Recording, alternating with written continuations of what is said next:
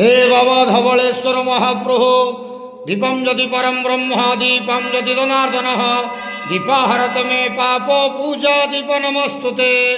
बाबा धवलेश्वर महाप्रभु संसार सुखी रखंतु। आज विदाय वर्ष 2024 मसीहा शुभ मंगलवार रे समस्त श्रद्धालु भक्त मानकर मंगल करंतु। समस्त श्रद्धालु भक्त मान को आशीर्वाद करंतु।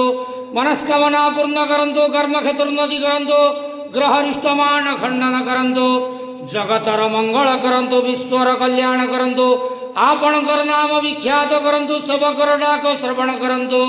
बाबा धवलेश्वराय नमो नमः। संसार सुखी रखंतु आनंदे गेवार हरि बोलो। आज विदाय वर्ष 2024 मसीहा शुभ मंगलवार रे समस्त भक्त मानकर मंगल करंतु आनंद गेवार हरि बोलो। ओम नमः शिवाय।